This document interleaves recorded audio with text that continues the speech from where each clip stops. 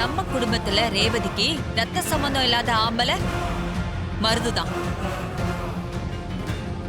அவரை மாலை போட சொல்லுவோம். மருது போடுற மாலைக்குள்ள தாலி இருக்கும். சோ மருதுக்கும் ரேவதிக்கும் கல்யாணம் நடக்கும். எப்படி ஐடியா?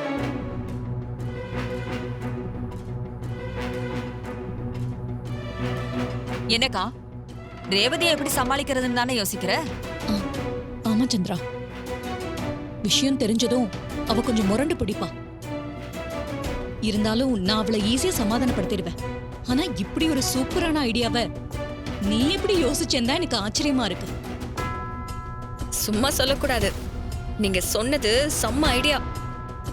இது மட்டும் ஒர்க் அவுட் ஆச்சு, ரேவதியோட கல்யாணத்தை நடத்தி முடிச்சிட்டு அந்த கார்த்தி முன்னாடி சும்மா கெத்தா நிக்கலாம்.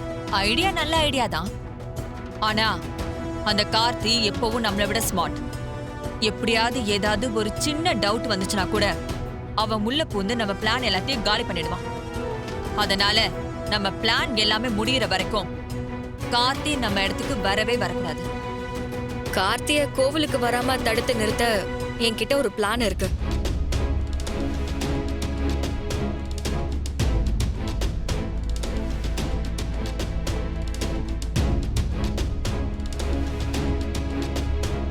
கலா, நீ மட்டும் இதை பண்ணிட்டேன்னு வச்சுக்கோயேன், கல்யாணத்தை நாம நினைச்ச மாதிரியே பண்ணிடலாம். நாளைக்கே பிரியாவை போய் பார்த்து பேசுறேன். கார்த்திகை லாக் பண்றதுக்கான ஏற்பாட்டை நான் பண்றேன். நீங்க 2 பேரும் கல்யாணத்துக்கு தேவையான ஏற்பாட்டெல்லாம் பண்ணுங்க. எப்படியாவது இந்த கல்யாணத்தை நம்ம நடத்தி காட்டணும்.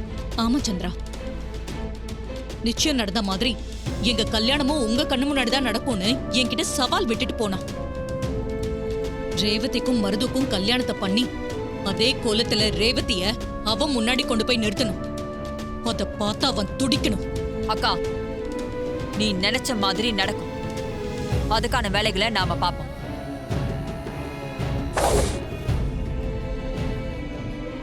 இவ்வளவு நாளா கொஞ்சம் நிம்மதியா இருந்தா இப்ப இந்த அம்மா வந்துருச்சு, இருக்கிற நிம்மதி சுத்தமா போயிருமே.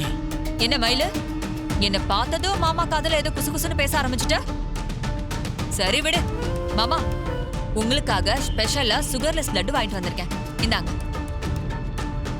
சந்திரா ஆசையா கொண்டு வந்திருக்கால, வாங்கிக்கோங்க. எனக்கு சுகர் இருக்குன்னு யார் உனக்கு சொன்னாங்க? எங்க பரம்பரையில யாருக்கும் சுகர் கிடையாது.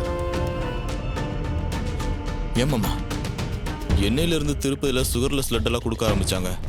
அந்த அம்மா தான் சும்மா ஏதோ கதை விட்டுட்டு இருக்குன்னா நீங்களும் பதில் சொல்லிட்டு இருக்கீங்க. மாப்பிள, இவ பிராடத்துல நமக்கு தெரியாதா? சரியான பதிலடி கொடுக்கணும்ல, அதனாலதான் சொன்னேன். அப்படி சொல்லுங்க மாமா.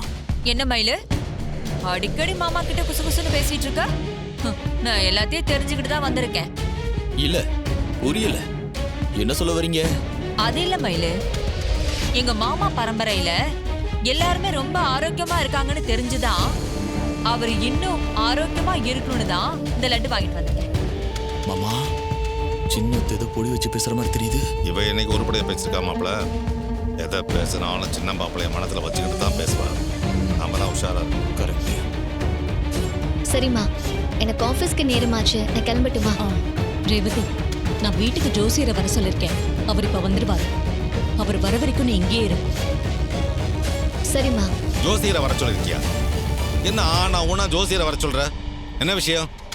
ரேவதி கல்யாண விஷயமா அடுத்தடுத்து நடக்கிற எதுவுமே எனக்கு திருப்தியாவே இல்லை. அதுவும் இல்லாம ரேவதியோட நிச்சய புடவை எரிஞ்சு போனதுல இருந்து உள்ளுக்குள்ள ஏதோ தப்பா தோணிக்கிட்டே இருக்கு. அதனாலதான் அவரை வர சொல்லிருக்கேன்.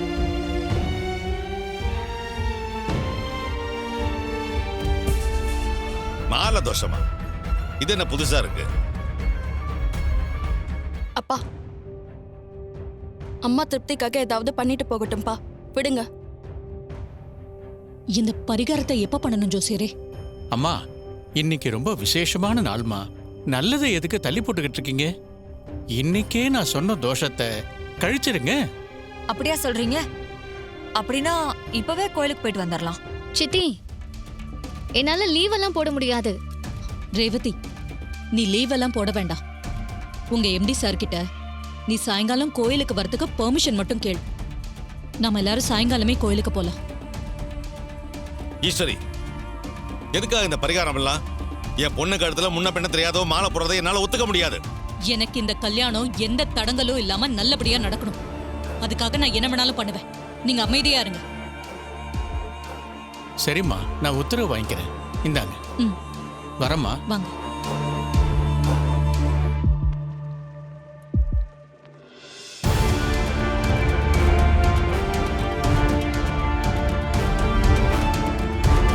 ஜோசியரே, ஒரு நிமிஷம்.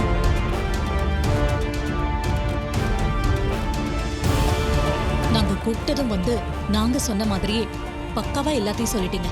ரொம்ப சந்தோஷம் ஜோசியரே. உங்களுக்கு பேசின அமௌண்ட் உங்க அக்கௌண்ட்க்கு வந்து சேர்ந்துரும். சரிங்கம்மா, சந்தோஷம். அப்புறம் நீங்களும் பூஜைக்கு வந்துருங்க. இல்லம்மா, இன்னைக்கு சாயங்காலம் எனக்கு வேற ஒரு பூஜை இருக்கு. அதனால நான் வர முடியாது. பேச்சியம்மன் கோவில்ல எனக்கு தெரிஞ்சவர் ஒருத்தர் இருக்காரு. நான் அவர்கிட்ட பூஜை விவரத்தை எல்லாம் சொல்லிடுறேன். அவர் எல்லாத்தையும் சிறப்பா நீங்க நினைச்ச மாதிரியே பண்ணி கொடுத்துருவாரு. சரி, ரொம்ப சந்தோஷம் ஜோசியரே. வரமா. ம்.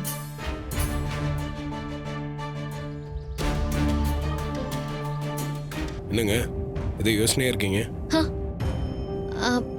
அப்படிலாம் எதுவும் இல்லை சார். இல்லையே, எதுவும் இல்லைன்னு சொல்றீங்க. ஆனா எதை யோசிச்சுட்டே இருக்க மாதிரி தான் இருக்கு. அப்படிலாம் இல்லை சார். எனக்கு என்ன பிடிக்கும்னு உங்களுக்கு எப்படி சரியா தெரியுதுன்னு யோசிச்சேன். எதை பத்தி சொல்றீங்க? இல்லை சார், நீங்க எந்த விஷயம் பண்ணாலும் அது எனக்கு பிடிச்ச விஷயமாவே இருக்கு.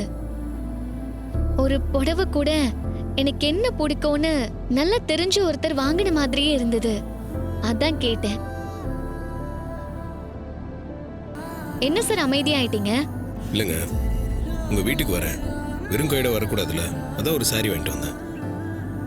அது உங்களுக்கு பிடிச்ச மாதிரி அமைஞ்சு போச்சு, அவ்வளோதாங்க. மற்றபடி இதில் எதுவும் இல்லை.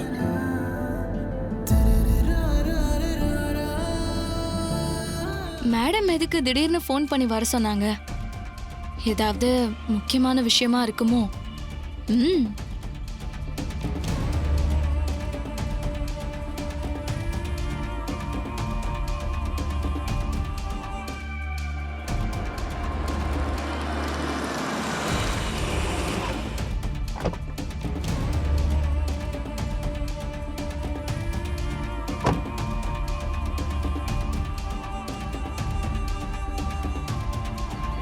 என்ன வந்து ரொம்ப நேரம் ஆச்சா? இல்ல மேடம், இப்பதான் வந்தேன்.